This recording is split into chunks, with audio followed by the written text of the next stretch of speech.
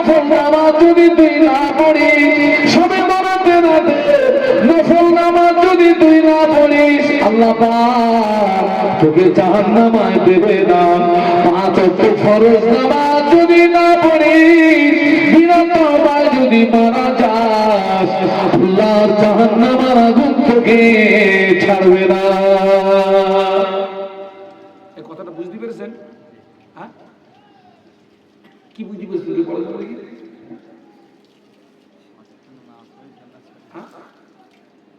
একজন একটু বলেন। সবে বরাতের রাতের নফল নামাজ যদি না পড়ো, আল্লাহ তোমায় জাহান্নামায় দেবে না। 5 ওয়াক্ত ফরজ নামাজ যদি না পড়ো, বিনা তওবায় যদি মারা যাও, আল্লাহর জাহান্নামের আগুন তোমায় ছাড়বে না।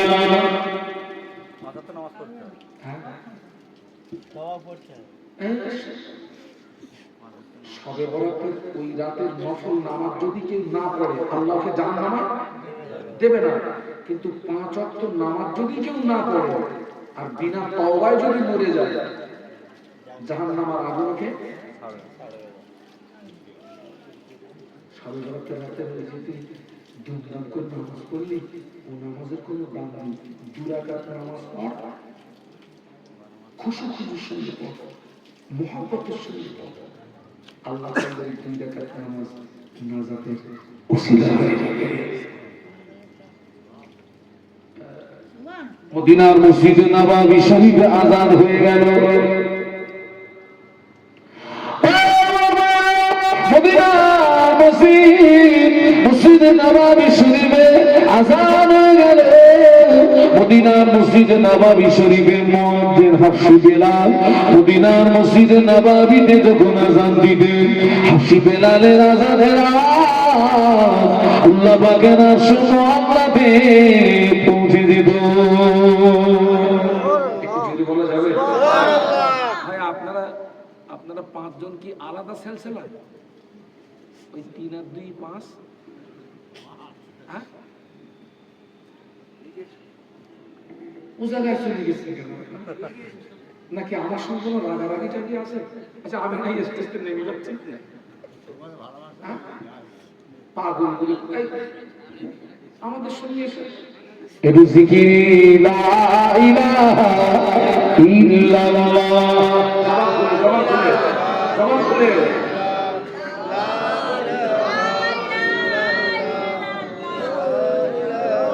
লা ইলাহা ইল্লাল্লাহ মুহাম্মাদুর রাসূলুল্লাহ। আল্লাহুম্মা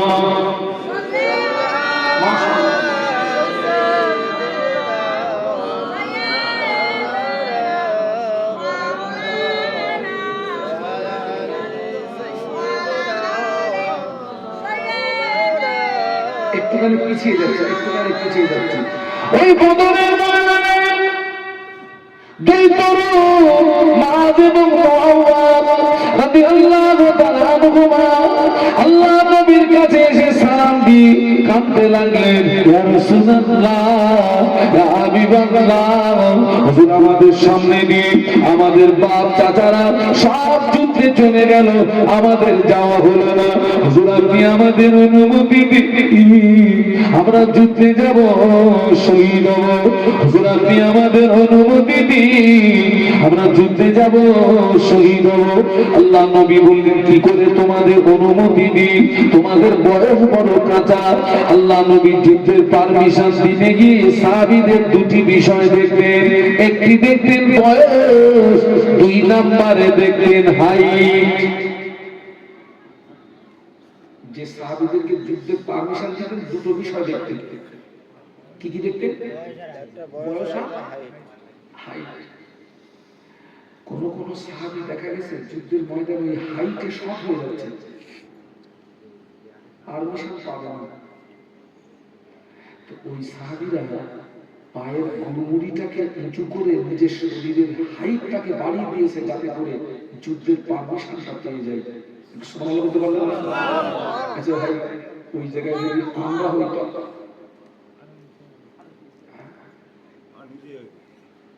আমরা হলে কি করতো?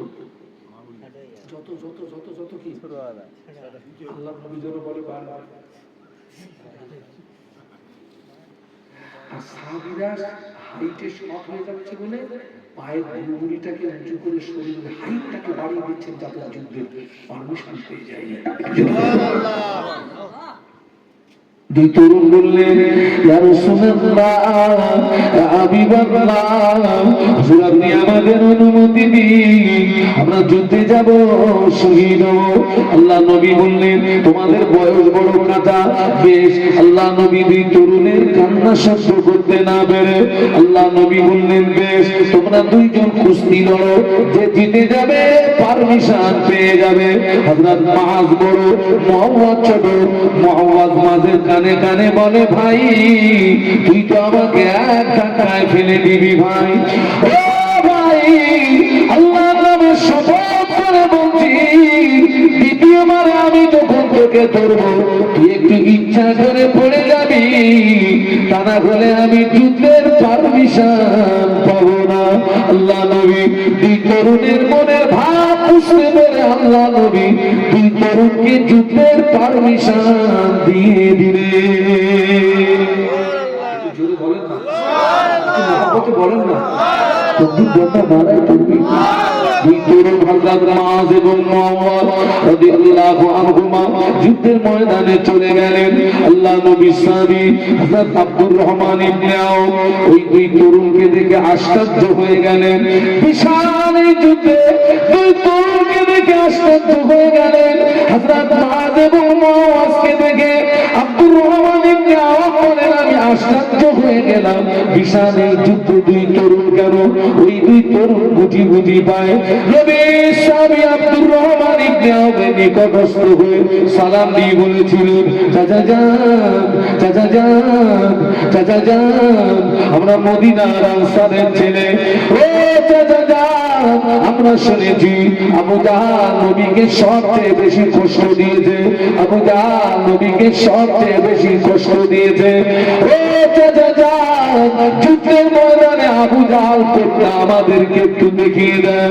ও চাচা যান, আমরা বাড়ির থেকে নিয়াত করে এসেছি, হয় আবু জাহলকে মারবো, তা না হলে আমরা মরবো, হয় আবু জাহলকে মারবো, তা না হলে আমরা মরবো।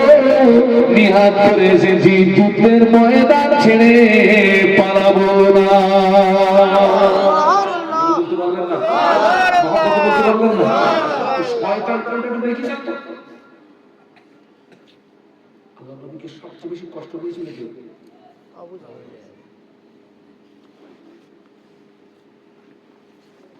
আমি যেদিন বদরের ময়দানে গেছি, ওই সরকারকে তো বদরের ময়দানে আপনার পুঁতে দেওয়া আছে।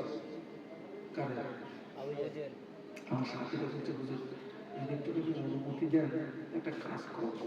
কি বল? বলছে আবু জাহলের কবর একটু মুটে দেবো, তো ওর জন্য আমার অনুমতি লাগে, যা করবি করে দে। বলার সঙ্গে সঙ্গে দেখলাম দুটো তিনটে বসে গেছে, ওর যেটা পাওনা দিয়ে দেবে। ও সরকারের পুরো ঘরটা সৌদি সরকার পায়খানা ঘরে পেশার হাজিরা যায়, টোটাল ঘরটা হচ্ছে পায়খানা ঘর, পেশার ঘর। আর বদরে যারা যায়, আবু জাহল তাদের কাছ থেকে খেদমত পায়, জুতো পায়, ঝেঁটা পায়, জুতো ঝেঁটা। হুজুর চাচা যান, আমরা মদিনার আনসারের ছেলে, আমরা শুনেছি আল্লাহ নবীকে মক্কায় সবচেয়ে বেশি কষ্ট দিয়েছে শয়তান। শয়তান কোনটা একটু দেখিয়ে দেন। আমরা দুজন নিয়ত করে এসেছি, হয় ওকে মারবো, তা না হলে মরবো, কিন্তু যুদ্ধের ময়দান ছেড়ে পালাবো না। আব্দুর রহমান ইবনে আওফ বলে, আমি নজর করে দেখি আবু জাহল নজরে পড়ে গেল। দূরে তাকিয়ে দেখি আবু জাহল দাঁড়িয়ে আছে। আমি দুই তরুণকে দেখিয়ে দিলাম, ওই যে দেখতে পাওয়া যায় আবু জাহল। বলার সঙ্গে সঙ্গে দুই তরুণ মুআজ এবং মুআওয়াজ সিংহের মতো গর্জন করে ছুটে গিয়ে আবু জাহলকে ঘিরে ফেলেছে। আবু জাহালকে ঘিরে ফেলে দুই তরুণ তলোয়ার চালান, আবু জাহাল পাল্টা তলোয়ার চালান, দুই তরুণ তলোয়ার চালান, আবু জাহাল পাল্টা তলোয়ার চালান। এমন অবস্থায় আব্দুর রহমান ইবনে আউফ বলেন, আমি দেখতে পেলাম আবু জাহাল হযরত মুআযের বামাতে একটা আঘাত করেছে, বামাটা কেটে গিয়ে বগলের চামড়ার সাথে হাতটা ঝুলে গিয়েছে। হযরত মুআযের বামাটা কেটে গিয়ে বগলের চামড়ার সাথে হাতটা ঝুলে গিয়েছে। হযরত মুআয রাদিয়াল্লাহু আনহু ডানা দিয়ে তলোয়ার চালান, ডানা দিয়ে তলোয়ার চালান ঠিকই, কিন্তু কাটা ছোড়া হাতটা সামনে ডিস্টার্ব করছে, কাটা ছোড়া হাতটা সামনে ডিস্টার্ব করছে। নবী সাহাবী আব্দুর রহমান ইবনে আউফ বলেন, আমি দেখতে পেলাম হযরত মুআয নিজের কাটা ছোড়া হাতটাকে পায়ের নিচে চাপ দিয়ে আল্লাহু আকবার বলে একটা হুক্কা দিয়ে একটা ঝটকা মেরে নিজের ছেঁড়া নিজের কাটা ছোড়া হাতটাকে ছেড়ে ফেলে দিও, কানা দিয়ে তলোয়ার দিও আবু জাহালকে জাহান্নামে টিকিট কেটে পাঠিয়ে দিয়েছে।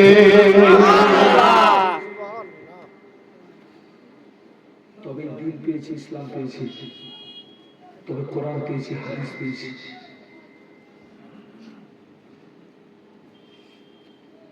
আজকে যেমন অধিকাংশ যুবকদের দ্বারা ইসলামের উপকার হচ্ছে না ক্ষতি হচ্ছে? বলুন, কথা বলুন।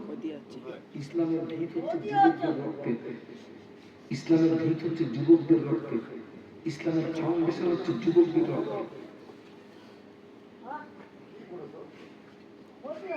আজকে আমরা কি সর্বনাশ করছি বলুন তো?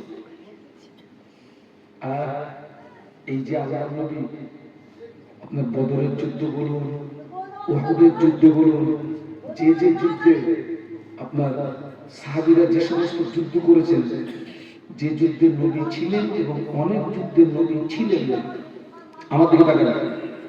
যুদ্ধের ময়দানে সাহাবীরা কি নামাজ বাদ দিয়ে যুদ্ধ করেছেন না নামাজ কায়েম করে যুদ্ধ করেছেন? আচ্ছা, যুদ্ধের ময়দানে সাহাবীরা কি একা একা নামাজ পড়েছেন না জামাতে নামাজ পড়েছেন? জামাতে। আচ্ছা, জামাতে যদি নামাজ হয়, যদি সবাই নামাজে দাঁড়ায় তো কাফের শুধু কি করবে? তাহলে জামাত হলো কি করে? মনে করুন 100 সাহাবী, আল্লাহ নবী ওই 100 সাহাবীকে দুটো ভাগ করেছেন, 50 জন ভাগ করেছেন, 50 জনকে কাফেরদের মোকাবেলায় পাঠিয়ে দিয়েছেন, আর 50 জনকে নিয়ে আল্লাহ নবী নামাজে দাঁড়িয়েছেন।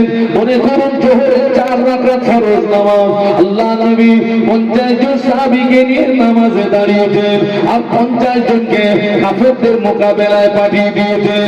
যে সাহাবীরা প্রথমত নবীর পিছনে নামাজে, ওই সাহাবীরা 2 রাকাত নামাজ পড়েছেন, 2 রাকাত নামাজ পড়ে ওই সাহাবীরা আল্লাহ নবীর পিছন থেকে উঠে ময়দানে চলে গিয়েছেন।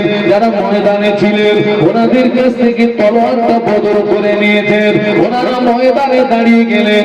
যারা ময়দানে ছিলেন ওনারা আল্লাহ নবীর পিছনে নামাজে দাঁড়িয়ে গিয়েছে। এই সাহাবীরা 2 রাকাত নামাজ পড়েছেন, আবার ময়দানে চলে গিয়েছেন।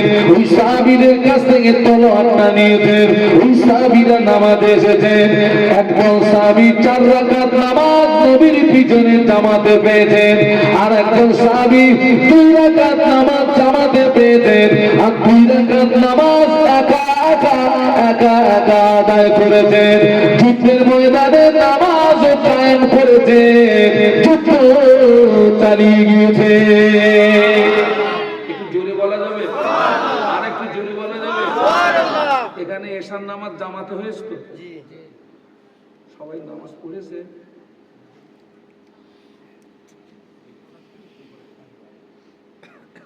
এতে কাপের নিয়ত করেছেন নাকি? হুজুর কথাটা তো বলবো না। এই কথা, এই যে আপনারা বসে বসে ওয়াজ শুনতেছেন, এটা হচ্ছে নফল ইবাদত। কি ইবাদত? নফল ইবাদত। আর এসব নামাজটা কি ছিল? এখন একটা ছেলে মাগরিবের নামাজ পড়েনি, এসব নামাজ পড়েনি, ও সন্ধ্যের থেকে মাহফিলে বসে আমাদের ওয়াজ শুনছে। এরপরে যে নামাজ আসছে কি নামাজ? ও পড়বে না, ও দোয়া করবে, ঘুমোবে। লাভ হলো না লস হলো? লাভ না লস? কিরাম লস বলবো না, কিরাম লস। আমি এর উদাহরণটা এইভাবে দেই, ওর 1 টাকা হারিয়ে গেছে, 5 টাকা দিয়ে মোমবাতি কিনেছে। হারিয়ে গেছে কত? আর মোমবাতির দাম কত? ওই 5 টাকা দিয়ে মোমবাতি কিনে খুঁজতেছে। তুই বেরোলে ঘুষ কি? তুই বেরোলে ঘুষ কি?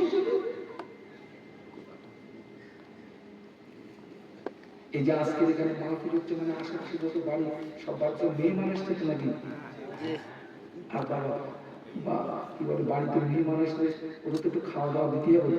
ওদের তো বাড়ি গিয়ে বলবে হারানো বাচ্চার বাড়িগুলো তো খেয়ে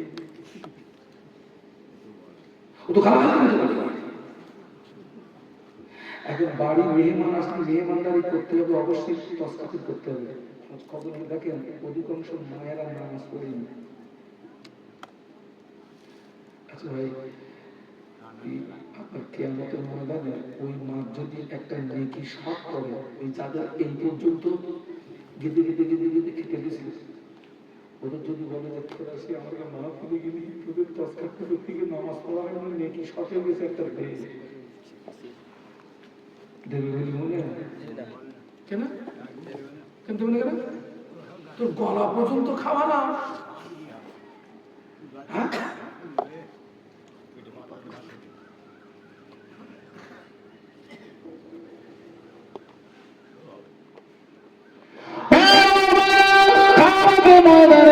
আমাদের মাথার উপরে যে সূর্য, এই সূর্যের 12টি মুখ হবে, আরো 11টা বেশি হবে। সূর্যের তাপে জমিনটা পুড়ে লাল তামা হয়ে যাবে। তামা ভাসরবাসীর মাথার ঘিরু টকবক টকবক টকবক টকবক করে পড়তে থাকবে। কারো নাক দিয়ে, কারো কান দিয়ে, কারো চোখ দিয়ে মাথা ঘিরু গুলো বজবজ বজবজ বজবজ করে বেরোতে থাকবে। কিয়ামতের ময়দানে হাসরবাসীদের জিতটা বেরি নবী স্থল পর্যন্ত চলে আসবে। একটি আওয়াজ শুনতে পাওয়া যাবে, পানি পানি পানি পানি। কিয়ামতের ময়দানে আল্লাহ পাক নিজেই বিচারক হবেন। কিয়ামতের ময়দানে আল্লাহ পাক ইনসাফের পাল্লা খাড়া করবেন, আল্লাহ মিজানের পাল্লা খাড়া করবেন। আল্লাহ পাক নেকিকে ওজন করবে, যার নেকির পাল্লাটা ভারী হয়ে যাবে ঠিকানা জান্নাত হয়ে যাবে, যার গুনার পাল্লাটা ভারী হয়ে যাবে ঠিকানাটা জাহান্নাম হয়ে যাবে। কিয়ামতের ময়দানে এক বান্দার একটা নেকি কম হয়ে গিয়েছে, আল্লাহ অর্ডার করে দিয়েছে, বান্দা তুই আমার জাহান্নামে চলে যা। কটা নেকি কম হয়েছে? আল্লাহ অর্ডার করেছে কি? কারা একটু বলেন না? আচ্ছা ওইখানে কি বলে বলে জানলাম বিচার বলে ঠিক হয়ে গেল বলে যাবে মাথা থক থক করে খাপের চোখ দিয়ে টক টক করবো। আল্লাহ তুমি আমাকে জাহান্নামে দিও না, আল্লাহ আমাকে জাহান্নামে দিও। আল্লাহ তুমি আমাকে একটু সময় দেবে, এটি সময় দিয়ে কি করবি? আল্লাহ হাসরের ময়দানে কোটি কোটি মানুষ, আমার আব্বা আছে, মা আছে, ছেলে আছে, মেয়ে আছে, আত্মীয় স্বজন আছে, বন্ধু বান্ধব আছে, ওদের কাছে একটু যান, কেউ যদি আমাকে একটা নেকি দেয়, আল্লাহ তো দয়াময়, আল্লাহ তোকে রহমতের দরিয়ায় যে শুনে যাবে। আল্লাহ বলবে যা তোকে অবকাশ দেওয়া হলো, একটু যা তোকে একটু অবকাশ দেওয়া হলো, ঘুরে আয়। কিয়ামতের ময়দানে কোটি কোটি কোটি কোটি মানুষের মাঝখানে ওই ব্যক্তিটা ছুটে ছুটে ছুটে ছুটে কোটি কোটি মানুষের ভিতর থেকে আব্বাকে চিনে ফেলবে, আব্বাকে চিনে ফেলবে। আব্বা যান, আপনি আমাকে বড় মহব্বত করতেন, আব্বা যান আপনি আমাকে বড় ভালোবাসতেন। আল্লাহ আব্বা যান আমার বিচার হয়ে গেছে, একটা নেকি শর্ট পড়েছে, আব্বা আপনি আমাকে একটা নেকি দেন। আল্লাহ আমার জাহান্নাম অর্ডার করে দিয়েছে, আব্বা আব্বা যান আপনি যদি আমাকে একটা নেকি দেন অতি সহজে জান্নাত পেয়ে যাব। আব্বা বলবে বাবা ছেলে, এটা হাসরের ময়দান, এটা কিয়ামতের ময়দান, আমি তোকে একটা নেকি দিতে পারবো না।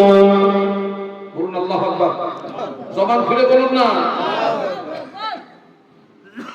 আমি একটু আগে বলেছিলাম আমার একটা ছেলে একটা, আমি এখানে ওয়াজ করছি, আমার ছেলে যদি এখন এখানে এসে কাঁদে, আমি যদি বলি খোদা তুই কাঁদতেছিস কেন, ওরা যদি বলে, ছেলে যদি বলে আব্বা এই কমিটির একটা ছেলে ওকে মেরেছে, আব্বা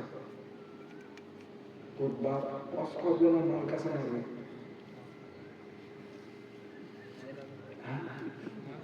আমি ওয়াজ করবো না, মার কাছে মারবো, এই হাত তো দেখি কে তোকে মেরেছে হাত।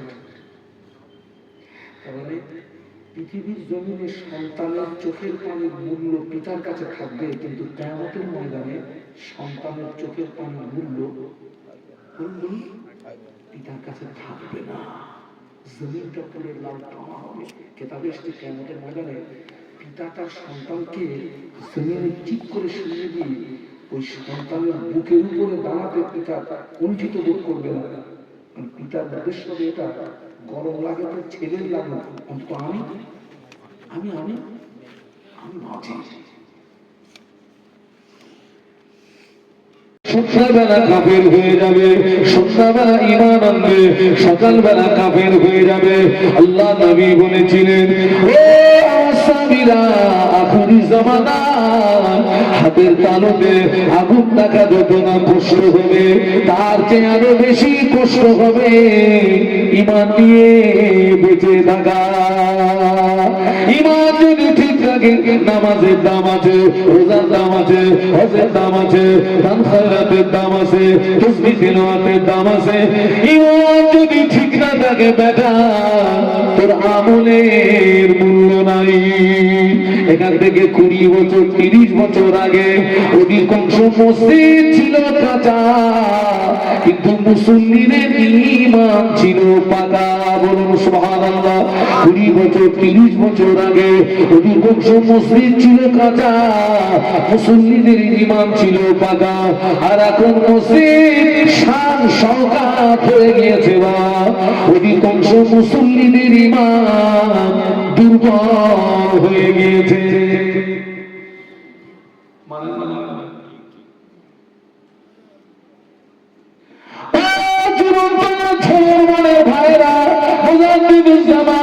যে মসজিদে আল্লাহকে দেখে দেখে দেখে দেখে দেখে দেখে আল্লাহর ওলি হয়েছিলেন, মুজাদ্দিদুজ্জামান যে মসজিদে আল্লাহকে দেখে দেখে দেখে দেখে মুজাদ্দিদিয়াতের লাকাব পেয়েছিলেন, ওই মসজিদটা পাকা না কাঁচা?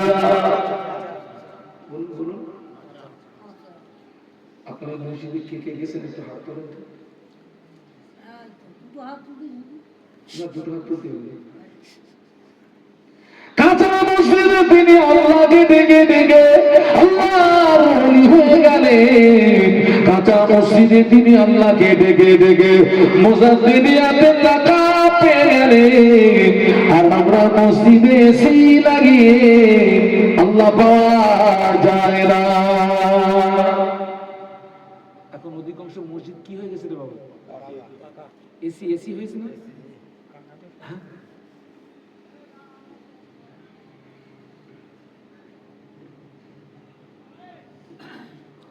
এসি হয়ে গেছে।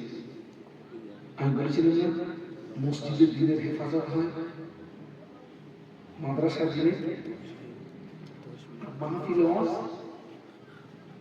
এখানে দিনের হেফাজত হয়। একটু বলুন সুবহানাল্লাহ। এই যে গতকালকের যে শবে বরাতের রাত চলে গেল, আপনাদের আপনার মসজিদে ভিড় হয়েছিল নাকি? হ্যাঁ, কি দেখুন ভিড় হয়েছিল?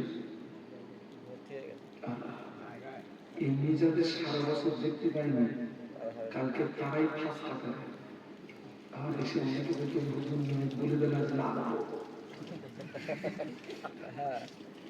লাভ মানে বলছে শুধু নিয়তটা বলে দেয় নিয়ত বলে দিয়ে দেখি পিছনে দুমদাম হচ্ছে ও তো সারা বছর তো মসজিদে আসেনি ও আজকে এসে পুরো টান টানতেছে ধুমধাম চালাচ্ছে হ্যাঁ